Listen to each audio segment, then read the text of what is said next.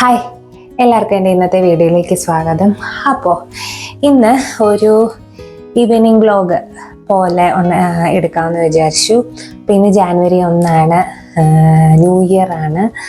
അപ്പം ഇത് മിക്കവാറും ഞാൻ നാളെ ഇടുമായിരിക്കും എന്ന് തോന്നുന്നു. അപ്പോൾ എല്ലാവർക്കും ഹാപ്പി ന്യൂ ഇയർ. ഇന്നൊരു എന്തെങ്കിലും സ്പെഷ്യൽ രാത്രി ഉണ്ടാക്കാമെന്ന് വിചാരിച്ചു. സ്പെഷ്യൽ എന്ന് പറഞ്ഞു കഴിഞ്ഞാൽ വലിയൊരു എന്താ പറയുന്നത്, നോൺ വെജ് സ്പെഷ്യലൊന്നുമല്ല. ഇന്ന് ഞാൻ വിചാരിച്ചു ബട്ടൂരയും ചന മസാല ഉണ്ടാക്കാമെന്ന്. പ്രോപ്പർ ചന മസാല, എൻ്റെ കയ്യിൽ ചന മസാല ഇതൊന്നും ഇരിപ്പില്ല. ഈ ചോല മസാല എന്ന് പറഞ്ഞ് നമ്മൾ വാങ്ങിക്കുമല്ലോ മസാലപ്പൊടി, അത് ഞാൻ അങ്ങനെ അധികം 1-2 തവണയൊക്കെ ഞാൻ അത് ഉപയോഗിച്ച് ചപ്പാത്തിയുടെ കൂടെയും പൂരിയുടെ കൂടെയൊക്കെ ഉണ്ടാക്കിയിട്ടുണ്ട്. പക്ഷെ ഞാൻ അങ്ങനെ അത് വാങ്ങിച്ച് വെക്കാറില്ല. ഞാൻ അതിങ്ങനെ വെക്കാത്തത് കൊണ്ട് ഞാൻ എൻ്റെതായ രീതിയിലൊരു ചന മസാല ഉണ്ടാക്കാം. അതിനോട് ബട്ടൂര ഉണ്ടാക്കാമെന്ന് വിചാരിച്ചു. ഇപ്പോൾ കുറേ നാളായി ബട്ടൂര ഉണ്ടാക്കിയിട്ട്. ഞാൻ ഒത്തിരി തവണയൊന്നും ബട്ടൂര ഉണ്ടാക്കിയിട്ടില്ല. ഒരു 3-4 തവണ ബട്ടൂര ഉണ്ടാക്കിയിട്ടുള്ളൂ. അങ്ങനെ കുറേ പൂരി ഉണ്ടാക്കുന്ന പോലൊന്നും അത്രയും ഞാൻ ബട്ടൂരയൊന്നും ഉണ്ടാക്കിയിട്ടില്ല. ഇപ്പം ഞാൻ ഉണ്ടാക്കിയിട്ട് തന്നെ ഒരു 1-1.5 കൊല്ലത്തിന് മുകളിലായി. അപ്പം ഇങ്ങനെ വിചാരിച്ചു, ഞങ്ങൾ ബട്ടൂര കഴിച്ചിട്ടും കുറേ നാളായി. ബട്ടൂര എൻ്റെ ടൈഫോയിഡിനൊക്കെ മുമ്പ് കഴിച്ചതാണ്. ഇവിടെ ഒരു ഹാപ്പിനെസ് ധാബ എന്ന് പറഞ്ഞൊരു പഞ്ചാബി റെസ്റ്റോറൻ്റ് ഉണ്ട്. അവിടുന്ന് ഞങ്ങൾ പണ്ട് വാങ്ങിച്ച് കഴിക്കുമായിരുന്നു.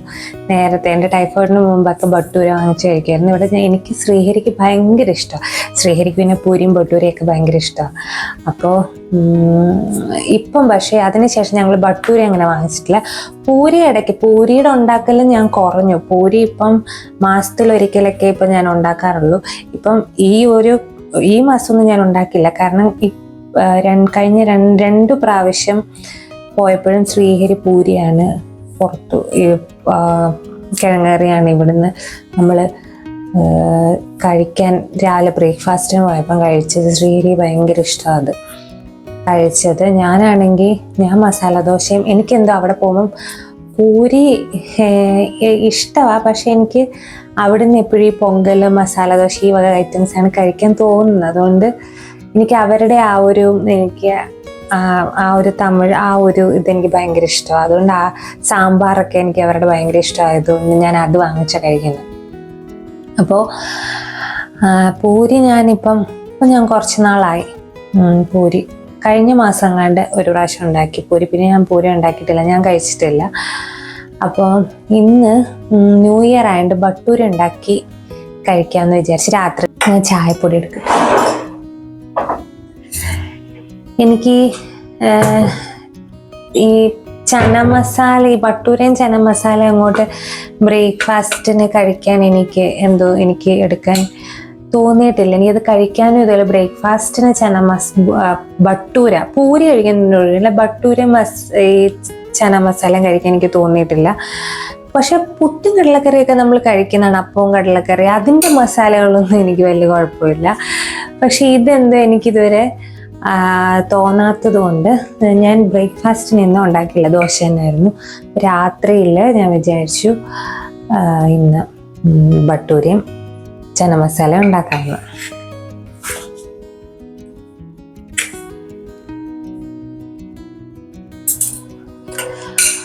അപ്പോൾ ഇപ്പോൾ ഇവിടെ ഞങ്ങൾ ലേറ്റായി ചായയൊക്കെ ഇട്ടപ്പോഴത്തേക്കിനും ഇന്ന് ഭയങ്കര തണുപ്പെന്ന് പറഞ്ഞു കഴിഞ്ഞാൽ എന്താണെന്നറിയത്തില്ല. ഇതൊരു തണുപ്പ്, സാധാരണ ജാനുവരി ഒക്കെ ആകുമ്പോഴത്തേനും ഒന്നും തണുപ്പ് കുറയുന്നതാ. ഇതിപ്പം ഡിസംബർ ഒരു പകുതി തൊട്ട് ഇങ്ങോട്ട് ഇവിടെ ഒരുമാതിരി നല്ല തണുപ്പുണ്ട്. ഇന്ന് ഉച്ചയൊക്കെ ആയപ്പോഴത്തേന് ഇന്ന് കുളിക്കുന്ന ദിവസമായിരുന്നു. കുളിച്ചൊക്കെ കൂടെ കഴിഞ്ഞ് ഉച്ചയൊക്കെ ആയപ്പോഴത്തേനും ഇവിടെ ഭയങ്കര തണുപ്പ്. ഈ ജാനുവരിയിൽ ആക്ച്വലി ഞാൻ ഇത്ര നാളും വന്നിട്ട് ജാനുവരി തുടങ്ങി എൻ്റെ ഒരു പ്രതീക്ഷ മൊത്തം ഇന്നൊക്കെ തണുപ്പ് കുറയുമെന്നായിരുന്നു. കാരണം ജാനുവരിയിൽ ജാനുവരി ഇപ്പോൾ 1-ാം തീയതി ആയിട്ടേ ഉള്ളൂ. എന്നാലും ഇവിടെ കൂടുതലും ഡിസംബറിലാണ് തണുപ്പ്. ജാനുവരി അത്രയും തണുപ്പൊന്നും ഇവിടെ വരത്തില്ല. ഇപ്പം സാധാരണ ജാനുവരി അങ്ങോട്ട് തുടങ്ങാറാകുമ്പോൾ തന്നെ കുറയുന്നതാണ്. ഈ ഡിസംബറാണ് ഈ വർഷം, ഈ കഴിഞ്ഞ 2024 എല്ലാ ക്ലൈമറ്റും എക്സ്ട്രീമിൽ പോയത്. കാരണം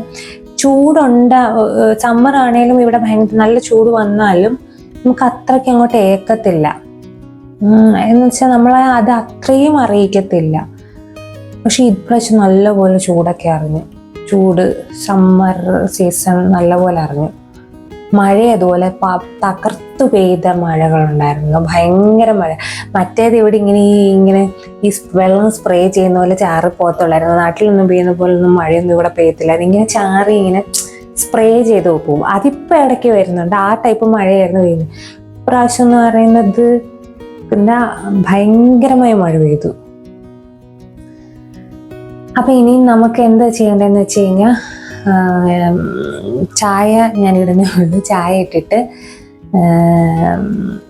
നമുക്ക് ആദ്യം കടലക്കറി അങ്ങ് വെച്ച് വെക്കാം. അപ്പം രാത്രി കഴിക്കാറായി ഒരു 8 മണിയൊക്കെ ആകുമ്പോഴാണ് ഇപ്പം ഞങ്ങൾ പൊതുവെ കഴിക്കുന്നത്. ആ സമയമ്പോഴത്തേനും ഇപ്പം എത്ര മണി, ഇപ്പോൾ ഒരു 5:30 കഴിഞ്ഞു. അപ്പം കടലക്കറി വെച്ച് അത് വെച്ച് വെക്കാം. അപ്പം അതങ്ങ് തീരും. ആ പരിപാടി അങ്ങ് തീർന്നിട്ട് അത് നല്ലപോലെ പിടിച്ചിരിക്കും ഒരു 8 മണിയൊക്കെ ആകുമ്പോഴത്തേനും. പിന്നെ ഞാൻ വെള്ളമൊക്കെ രാവിലെ വെള്ളത്തിലിട്ട് വെച്ചിട്ടുണ്ട്. പിന്നെ നമുക്ക് 1 മണിക്കൂർ ടൈം വേണം നമ്മുടെ ബട്ടൂരി ഒന്ന് റെസ്റ്റ് ചെയ്യാൻ വേണ്ടിയിട്ട്. ആ 1 മണിക്കൂർ ഇത് കടലക്കറി കടല വേവിക്കാൻ വെച്ചിട്ട് നമുക്ക് നമ്മുടെ ബട്ടൂര കുഴച്ച് വെക്കാം. അപ്പം 1 മണിക്കൂർ കൂടുതലിരുന്നാലും കുഴപ്പമില്ലെന്ന് തോന്നുന്നു. ഞാനൊരു യൂട്യൂബ് റെസിപ്പി കുറച്ച് ബട്ടൂര ഉണ്ടാക്കാൻ ഞാൻ ഒരു യൂട്യൂബ് റെസിപ്പിയാണ് ഞാൻ ഫോളോ ചെയ്യുന്നത്. കഴിഞ്ഞ 2 തവണ അങ്ങനെയാണെന്ന് തോന്നുന്നു ഉണ്ടാക്കിയത്.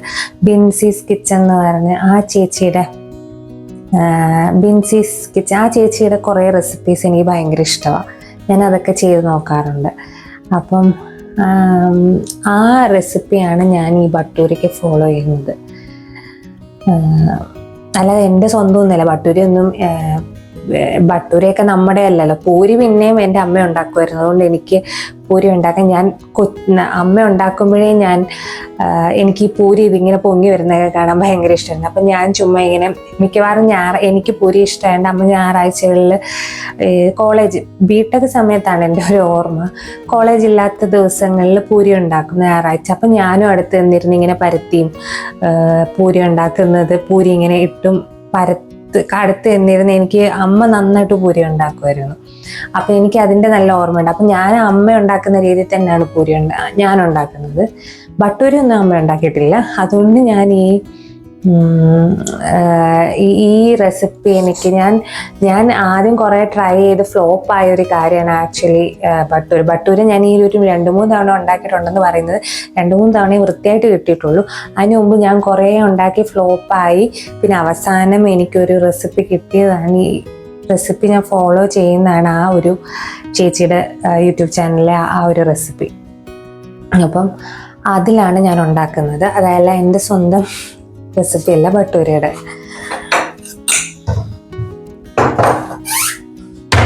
ചായയൊക്കെ ഞാൻ ഇട്ടു. അപ്പം ഇന്ന് തുടക്കത്തിൽ കുറച്ച് സംസാരിച്ച് കൂട്ടിയിട്ടുണ്ട്. 10-11 മിനിറ്റ് സംസാരിച്ച് ഇതായിപ്പോയി. തുടങ്ങിക്കഴിയുമ്പോൾ ചില സമയത്ത് എൻ്റെ പല വീഡിയോയിലും കാണുന്നവർക്കറിയാം, ഒന്നാമത് ഞാൻ സംസാരിക്കാൻ സ്ലോ ആണ്. അതിൻ്റെ കൂട്ടത്തിൽ ഞാൻ സംസാരിക്കാൻ സ്ലോ ആണെങ്കിലും ഞാനിങ്ങനെ സംസാരിച്ച് വരുമ്പം ഞാനങ്ങനെ പറഞ്ഞ് പോകും. അതാണ് വേറൊരു കാര്യം. ചിലതൊന്നും ഞാൻ കിടക്കട്ടെന്ന് വിചാരിക്കും, കട്ട് ചെയ്യത്തില്ല. ആദ്യത്തെ ഒരു 11 മിനിറ്റ് ഇതാണ് സംസാരമാണ് ഇന്ന്. ഇനിയിപ്പോൾ നമുക്ക് തുടങ്ങണം. ഞാൻ കടല വേവിക്കാൻ വെക്കട്ടെ. ഞാൻ പറയാൻ വന്ന കാര്യം, കടല ഈ ചോല മസാലയും ചന മസാലയൊക്കെ ഉണ്ടാക്കുമ്പം നമ്മൾ കടലയ്ക്കകത്ത് ഇങ്ങനെ ചായപ്പൊടിയും ഈ മസാലകളും ഒക്കെ അവരൊരു തുണി കെട്ടിയൊക്കെ ഇട്ട് അങ്ങനെയൊക്കെയാണ് ഉണ്ടാക്കുന്നത്. ചിലർ ചായയുടെ വെള്ളം, 1 ടീസ്പൂൺ ചായ വെള്ളം നമ്മുടെ കട്ടൻ ചായ ഒഴിച്ച് തിളപ്പിച്ച് ആ ഒരു കറുത്ത നിറം കിട്ടാൻ വേണ്ടിയാണ്. ഞാൻ ആ വക പരിപാടികളൊന്നും ചെയ്യാറില്ല. ഞാൻ ഈ ബട്ടൂരയുടെ കൂടെ ഉള്ള മസാല എന്ന് പറഞ്ഞാലും ഞാൻ എൻ്റെ രീതിക്കാണ് വെക്കുന്നത്. ഞാൻ സാധാരണ പോലെ തന്നെ ഉപ്പും കുറച്ച് മഞ്ഞൾപ്പൊടി ഇട്ട് കടല അങ്ങ് വേവിച്ച് വെക്കും. പിന്നെ മസാല ചെയ്യുമ്പം ഇന്ന് ആക്ച്വലി എൻ്റെ കയ്യിൽ ആ ഒരു കാര്യം ഇരിപ്പില്ല. അതാണ് മെയിനായിട്ടും. എന്താ, ഈ ആംചൂർ പൗഡർ എന്ന് പറഞ്ഞൊരു സംഭവമുണ്ട്. അതൊരു പുളിപ്പ്, അത് ഈ ചന മസാലയിലൊക്കെ ചേർക്കുന്ന ആ ഒരു സംഭവമാണ്. അതിടണം. പക്ഷെ അത് എൻ്റെ കയ്യിലില്ല. അതിന് പകരം നാരങ്ങ ഉണ്ടെങ്കിൽ നാരങ്ങ നീര് ഒഴിച്ചാലും മതി, ലാസ്റ്റ് ആ ഒരു പുളിപ്പ് കിട്ടാൻ വേണ്ടിയിട്ട്. അത് മൊത്തത്തിൽ ഒഴിക്കല്, നമ്മൾ ആ കറി എടുക്കുമ്പം കുറച്ച് നാരങ്ങ നീര് അതിൻ്റെ മുകളിൽ ഒഴിച്ചാൽ മതി, ആ ഒരു പുളിപ്പ് കിട്ടാൻ വേണ്ടിയിട്ട്. ശരിക്കും ആ ഒരു ആംചൂർ പൗഡറും കൂടെ ഉണ്ടെങ്കിൽ ഈ ചന മസാലയ്ക്കകത്ത് നല്ലതാണ്. പക്ഷെ എൻ്റെ കയ്യിൽ ഇന്നതില്ല. അങ്ങനൊരു കാര്യമുണ്ട്. അതുകൊണ്ട് ഞാൻ സാധാരണ ഒരു ചന മസാല, പക്ഷെ നമ്മൾ സാധാരണ വെക്കുന്നതിലും തക്കാളിയൊക്കെ അരച്ച് ചേർത്ത് അങ്ങനെയൊക്കെയാണ് വെക്കുന്നത്. പിന്നെ കസ്തൂരി മേത്തി അതിടും. മേത്തി ലീവ്സ്, നമ്മുടെ കസൂരി മേത്തി പറഞ്ഞു വരുമ്പോൾ നമുക്ക് ആ കസ്തൂരി എന്നങ്ങായിപ്പോൾ, ശരിക്കും കസൂരി മേത്തി എന്നാണ് പറയുന്നത്. അപ്പം നമ്മുടെ മേത്തി ലീവ്സ് ഇടും. അങ്ങനെയൊക്കെ എക്സ്ട്രാ നമ്മൾ സാധാരണ വെക്കുന്നതിലും എക്സ്ട്രാ വെക്കുന്ന അതൊക്കെയാണ്. പക്ഷേ ഈ ഒരു കാര്യം ഞാനങ്ങ് വിട്ടുപോയി വാങ്ങിക്കാനായിട്ട്. ഞാൻ ഈ ഭട്ടൂരയും ചന മസാല ഉണ്ടാക്കണമെന്ന് കുറച്ച് നാളായിട്ട് വിചാരിക്കുന്ന കാര്യമാണ്. പക്ഷേ ഇന്നത് പെട്ടെന്ന് തീരുമാനിച്ചാണ് ഇന്നിപ്പം ഇന്നത്തെ ദിവസം ഉണ്ടാക്കാമെന്ന് ഞാൻ പെട്ടെന്ന് ഇന്നലെ എടുത്ത തീരുമാനം. പക്ഷെ ഞാൻ പുറത്തുനിന്ന് സാധനം, ഈ ഓൺലൈൻ അതിന് വേണ്ടിയിട്ട് അതൊക്കെ വാങ്ങിച്ചു കഴിഞ്ഞാൽ വാങ്ങിക്കാൻ അത് മാത്രമൊക്കെ മതി. അപ്പം എനിക്ക് വാങ്ങിക്കാൻ തോന്നിയില്ല. അതുകൊണ്ട് അത് ചേർത്ത് കഴിഞ്ഞാൽ നല്ലതാണ്. ആംചൂർ മസാല എന്ന് പറഞ്ഞ സംഭവം കൂടെ, ആംചൂർ മസാലയല്ല, ആംചൂർ പൗഡർ, അത് വാങ്ങിച്ച് ചേർത്താൽ നല്ലതാണ്. അപ്പം അതൊരു കാര്യമുണ്ട്. അപ്പോൾ നമുക്ക് കടല വേവിക്കാൻ വെച്ചിട്ട് ഭട്ടൂരയ്ക്ക് വേണ്ടിയിട്ട് കുഴച്ച് വെക്കാം. ഞാൻ എൻ്റെ മറ്റേ ഇതിലല്ല, കൈകൊണ്ട് തന്നെയാണ് കുഴയ്ക്കുന്നത്. ഭട്ടൂരയ്ക്ക് എനിക്കത് കുഴച്ചാൽ ശരിയാവില്ലോ എന്ന് എനിക്കറിയത്തില്ല. കൈകൊണ്ട് തന്നെ ഭട്ടൂരയ്ക്ക് കുഴച്ച് വെക്കാം, അതാണ് നല്ലത്. അപ്പം നമുക്കതൊക്കെ ചെയ്യാം. അപ്പം നമുക്ക് ആദ്യം ഭട്ടൂരയ്ക്ക് കുഴച്ച് വെക്കാം. അപ്പം ഞാൻ കടല നേരത്തെ വെള്ളത്തിലിട്ട് വെച്ചിട്ടുണ്ട്. രാവിലെ തന്നെ ഞാൻ വെള്ളത്തിലിട്ട് വെച്ചാണ്. അപ്പോൾ അതിപ്പോൾ നന്നായിട്ട് കുതിർത്തിരുന്നുണ്ട്. ആദ്യം ഞാൻ ഉപ്പ് മാത്രമേ ചേർക്കുന്നുള്ളൂ. ഉപ്പും പിന്നെ നിങ്ങൾക്ക് വേണമെങ്കിൽ കട്ടൻ ചായയുടെ വെള്ളം ഒഴിച്ച് കഴിഞ്ഞാൽ ആ ഒരു കറുത്ത കളറല്ലേ, നമ്മൾ പുറത്തുനിന്ന് ഭട്ടൂരയും ചന മസാല മേടിക്കുമ്പോഴത്തേനും ആ ഒരു കറുത്ത കളറല്ലേ അതിന്. അപ്പോൾ ഈ ചായ വെള്ളം ഒഴിക്കുന്നതാണ് ആ ഒരു കറുപ്പ് കളർ അതിന് കിട്ടുന്നത്. അതൊക്കെ ഒരു റെസ്റ്റോറൻറ്റ് സ്റ്റൈലിൽ വെക്കുകയാണെങ്കിൽ അങ്ങനെ ചെയ്യാം. അല്ലെങ്കിൽ ഞാൻ വീട്ടിലൊക്കെ സാധാരണ ഇങ്ങനെ വെക്കുമ്പോൾ അങ്ങനെയൊന്നും ചെയ്യാറില്ല. ഇങ്ങനെ ഉപ്പിട്ട് കടല ഇങ്ങനെ വേവിച്ച് ആദ്യം വെക്കും. അപ്പം ഞാൻ കുക്കറിൽ വേവിക്കാൻ വേണ്ടിയിട്ട് വെച്ചു. പിന്നെ ഇനി നമുക്ക് ഭട്ടൂരയ്ക്ക് കുഴച്ച് വെക്കാം. ഭട്ടൂരയ്ക്ക് മൈദയും ചേർക്കണം, ഗോതമ്പ് പൊടിയും ചേർക്കണം, റവയും ചേർക്കണം. ഈ 3 കാര്യങ്ങളും ഭട്ടൂരയ്ക്ക് ചേർക്കണം.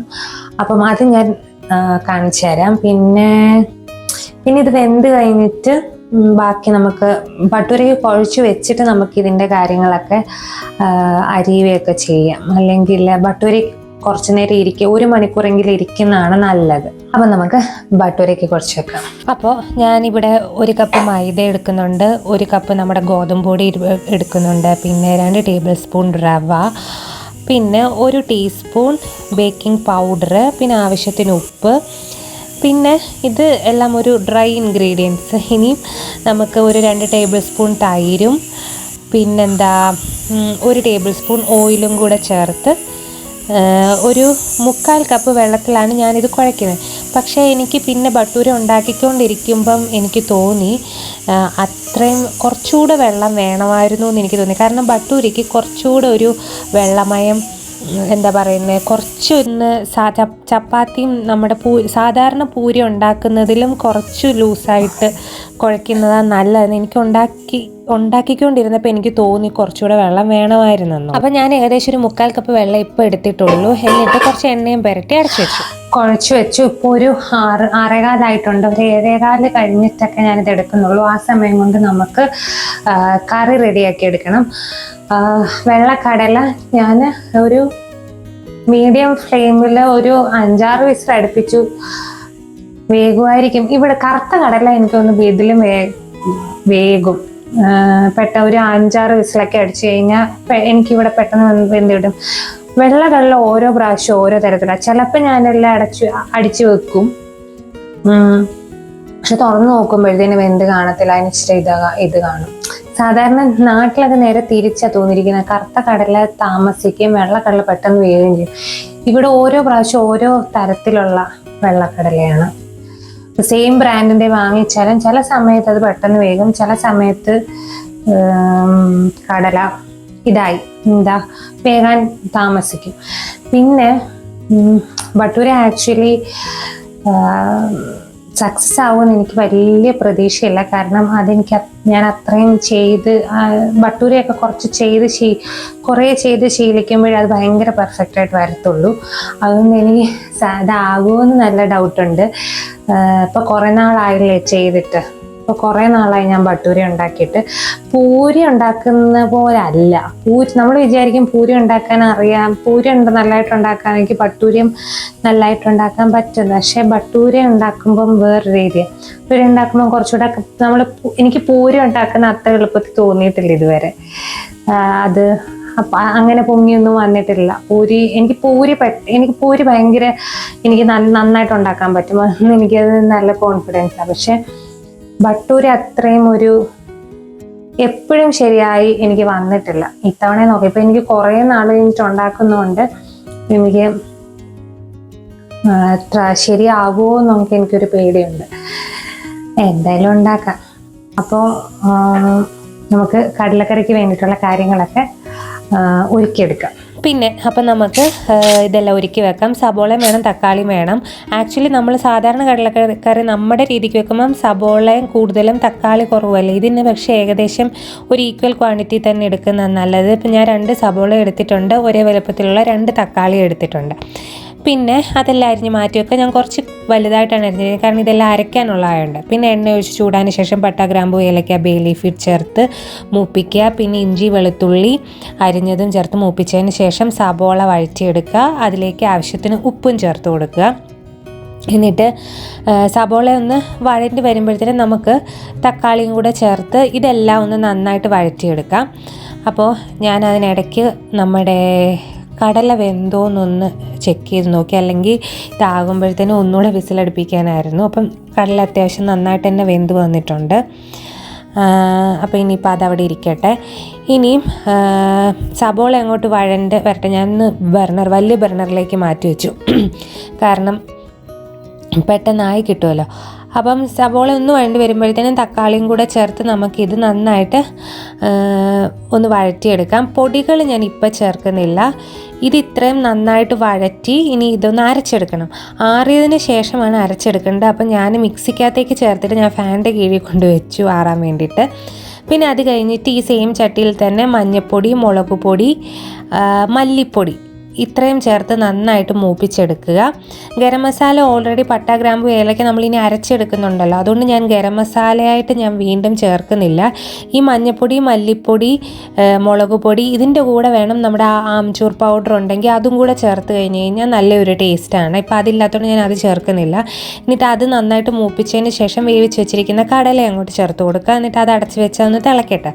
തിളച്ച് കഴിയുമ്പോഴത്തേനും ഇത് ഏകദേശമൊക്കെ ഒന്ന് ആറുമ്പോഴത്തേനും അതും കൂടെ അരച്ച് ചേർക്കുക. അപ്പം ഗരം മസാല പൊടിയായിട്ട് ചേർക്കാത്തത് അത് നല്ലപോലെ അരച്ചെടുക്കുന്നതുകൊണ്ട് ഗരം മസാല നല്ലപോലെ കാണും. അതുകൊണ്ട് ഞാൻ നമ്മൾ ആ തക്കാളി സബോള സംഭവമൊക്കെ അരച്ച് ഇതിനകത്ത് ചേർത്ത് തിളപ്പിച്ചതിന് ശേഷം കുറച്ച് കസൂരി മേത്തിയും പിന്നെ പച്ചമുളക്, ഇതൊക്കെ മെയിൻ സംഭവങ്ങളാണ് ഇതിൽ. മല്ലിയില, പച്ചമുളക്, ഇഞ്ചി അരിഞ്ഞത്, ഈ വക കാര്യങ്ങളൊക്കെ ഈ ഒരു സമയത്ത് ഇതിട്ട് വേവിക്കല്. സ്റ്റൗ ഓഫ് ചെയ്തതിന് ശേഷം ഇതൊക്കെ ചേർത്ത് കഴിഞ്ഞാൽ ഒരു പ്രത്യേക ഫ്ലേവറാണ്. കുറച്ച് പഞ്ചസാര ടേസ്റ്റ് ഒന്ന് ബാലൻസ് ചെയ്യാൻ വേണ്ടിയിട്ട് ഉപ്പൊക്കെ നോക്കിയിട്ട് ഉപ്പും ചേർക്കണം. കുറച്ച് പഞ്ചസാരയും കൂടെ ചേർത്ത് അങ്ങ് അടച്ച് വെച്ച് മാറ്റി വെച്ച് കഴിഞ്ഞാൽ നമ്മുടെ കടലക്കറി അവിടെ റെഡിയായി.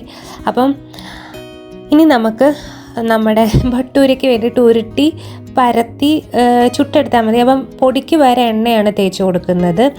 ഇങ്ങനൊരു കുഴപ്പമുണ്ട്. ഭട്ടൂര എന്ന് പറയുമ്പോൾ കുറച്ചൊരു നമ്മളെപ്പോഴും ഒന്നും ഉണ്ടാക്കുന്നില്ലല്ലോ, പൂരിയെക്കാട്ടിലും അൺഹെൽത്തിയാണ് ഭട്ടൂര, കാരണം മൈദ ചേർക്കുന്നുണ്ട്. ഇതുപോലെ എണ്ണയ്ക്കകത്ത് ഇട്ട് നല്ലപോലെ എണ്ണ വേണം. അപ്പോൾ എനിക്ക് ആദ്യത്തേതിൽ ഒരു അബദ്ധം പറ്റിപ്പോയി. ഞാൻ എണ്ണ ചൂടായി, പക്ഷെ അത്രയും ചൂടായ പോരായിരുന്നു ഭട്ടൂരയ്ക്ക്. അതുകൊണ്ട് അത് അധികം ഒന്നും പൊങ്ങി വന്നില്ല.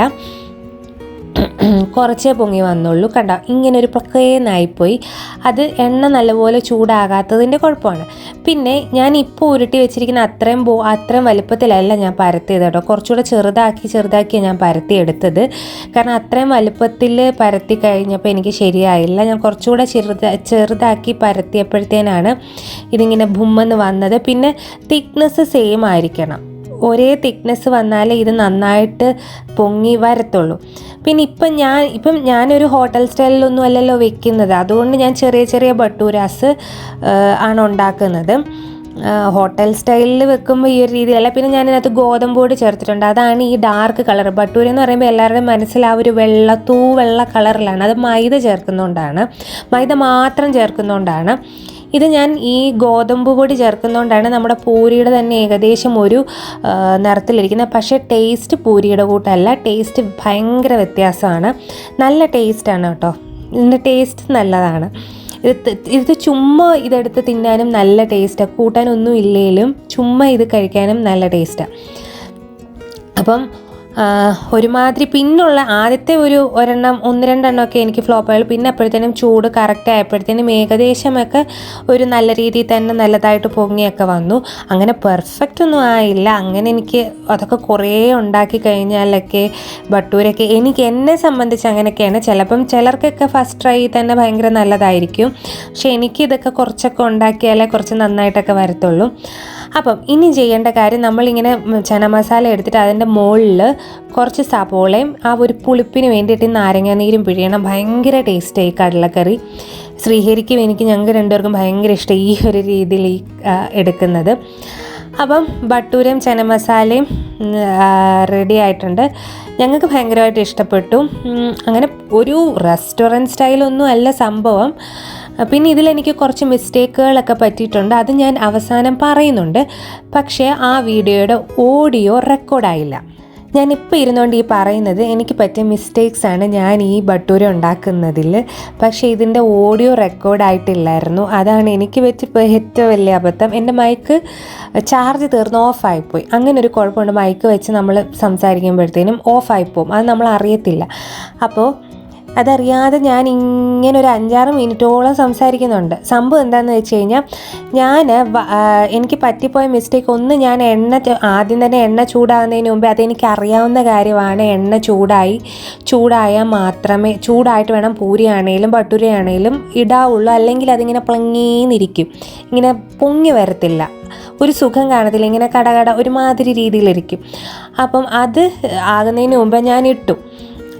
അത് എനിക്ക് പറ്റിപ്പോയൊരു മിസ്റ്റേക്കാണ്. പിന്നെ കുഴയ്ക്കുന്നതിൽ എനിക്ക് പറ്റിപ്പോയ മിസ്റ്റേക്ക് എന്താണെന്ന് വെച്ച് കഴിഞ്ഞാൽ, വെള്ളം കുറച്ചുകൂടെ വേണമായിരുന്നു. ബട്ടൂരയ്ക്ക് ചപ്പാത്തിയെക്കാട്ടിലും വെള്ളം വേണമായിരുന്നു.